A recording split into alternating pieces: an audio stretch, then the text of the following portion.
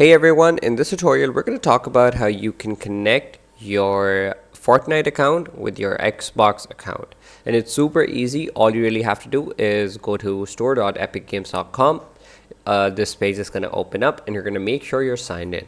After being signed in, you're going to click on your gamer tag or any username that you have, and you're going to click on account.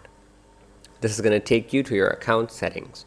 Now, in your account settings, what we're essentially trying to do is we're going to click on the apps and accounts button, which is going to take us to the place where all of our accounts will show up. So we're just going to click on this apps and accounts button. Now, this shows us that we're only connected with Google. So now if I want to connect my Xbox account to my Fortnite account, I can just click on connect right here and enter in my Xbox credentials and sign in.